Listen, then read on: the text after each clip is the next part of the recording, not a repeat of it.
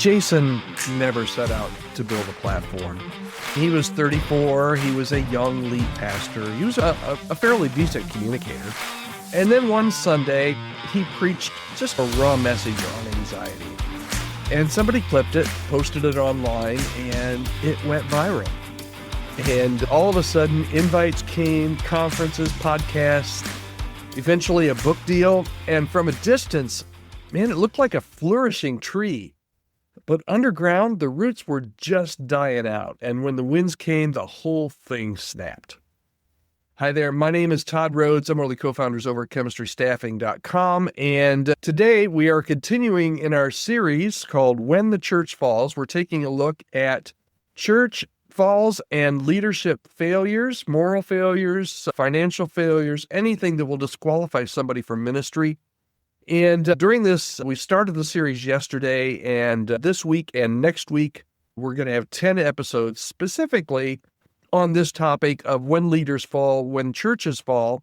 And what we're trying to solve here is what happened, what are some of the common threads that happen when a leader falls. Yesterday, we determined that the headline breaks, but the story's been going on for a long time. And we're going to continue that theme a little bit today. But over the next 2 weeks, we're going to look at hopefully some remedies. What I want to do during this series and what I wanted to do in this new book that I've written called When the Church Falls is I really wanted to try and have this be a preventative measure for all pastors, all leaders. You don't have to be a senior pastor. A lot of worship pastors fall. And I saw a story last week about a youth pastor that failed pretty dramatically. So wherever you are in ministry, just know that, man, when you fall, not only if you're a plumber and you have an affair on your wife, you're probably not going to lose your job. You might lose your wife, but you're not going to lose your job. When you're in ministry and you have an affair, first of all, you're going to lose your job. You lose all of your livelihood. Good chance you may lose your wife and your family, but you're not just going to lose your job, you're going to lose your career, and you're going to be extremely embarrassed. And all of that aside, the harm that you do to every bit of ministry that you've done up to that point, the harm that you do to your church, to your community, and the people in your community, the devastating blow that you give to their faith is just absolutely almost unmeasurable. So if there's a way that we can kind of work together and work through this and talk through this over the next week and a half or so, I want to do that. And maybe we'll save somebody that's listening from what would have been a devastating fall. All right. So let's start here. Let's go back to our story, our hypothetical story about Jason. For Jason, the spotlight felt good. It feels good. The spotlight feels good. I don't care who you are. But that's not the problem.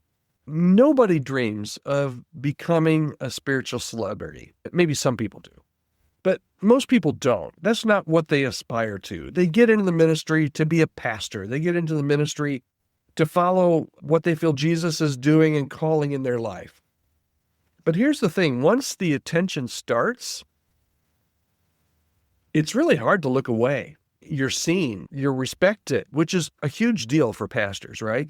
You're seen, you're respected, and you're wanted. And if you've spent years just quietly laboring in ministry, and suddenly I think people line up to hear you, can feel almost like justice. But it's not a rival. It's just a dopamine hit dressed in spiritual language.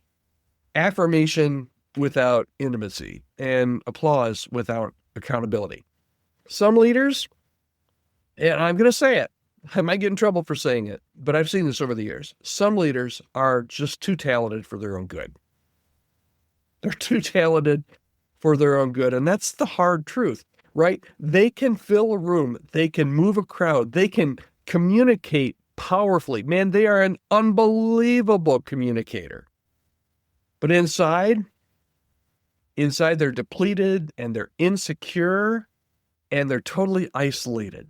And because the fruit looks good, the big crowds are there, the viral clips, nobody really even thinks to check the soil. We elevate in the church, especially, we elevate the most talented, not the most tethered.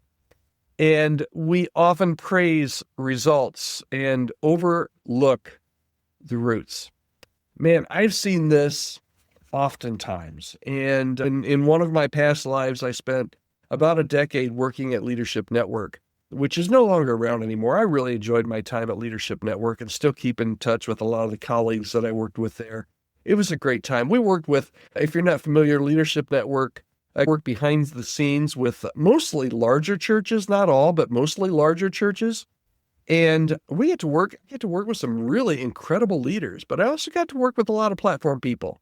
And some of the people that we worked with are still going strong in ministry, and others, what I've been talking about exactly happened. It's like their character was not as strong as their theology. And here's the point I want to make. Okay. And I'm not against, there are leaders that I follow. There are leaders that I used to follow that are no longer able to lead, right? I'm not saying that you don't read books from famous pastors or that you don't listen to famous pastor sermons or you don't admire and respect different people. But I will say this, and this is important. Celebrity is a terrible pastor. Celebrity is a terrible pastor. Take a look at the last 10, 15, 20 years.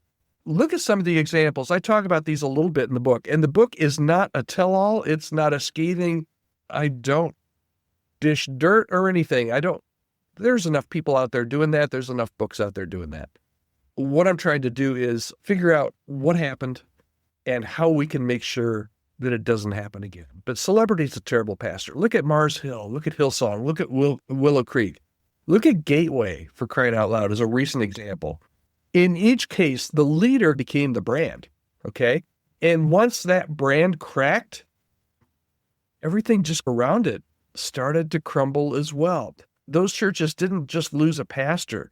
A lot of the people that went to those churches, a lot of the pastors that followed those pastors, they lost trust.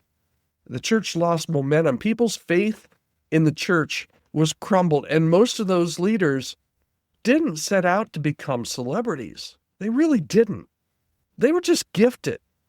They were gifted. And then they found themselves to be, over time, unguarded. Jesus rejected celebrity.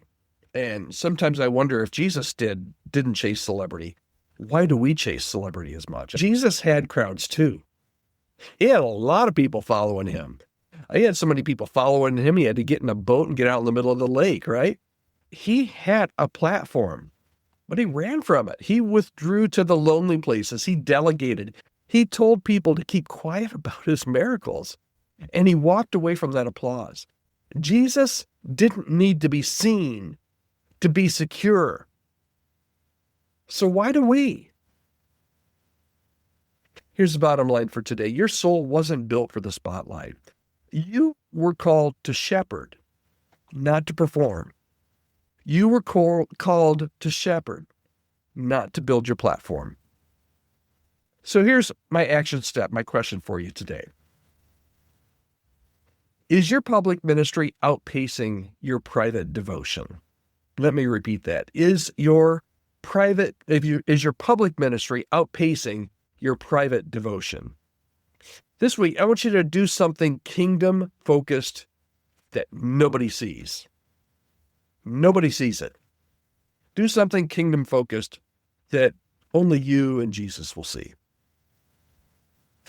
All right, this is part of a special series from my brand new book. It's called When the Church Falls. And if you want assess where you are, assess where you are, or where your church is, or where your church might be vulnerable, there's a free assessment that I've set up. You can go to the book's website, whenthechurchfalls.com, and you can grab a copy of the book there. I would appreciate that. But go to the website, whenthechurchfalls.com, and room on there for you to take an assessment. It's absolutely free. You can take it as a pastor. If you're a board member or an elder, you can take it as a board member or an elder. And that will tell you a risk assessment as far as how far you are, because I'm telling you, I mentioned this yesterday. I don't think any pastor, anybody wakes up and says, I'm going to do something really stupid today. I'm going to do something that's going to cost me my career today. Take the assessment, grab a copy of the book over at whenthechurchfalls.com.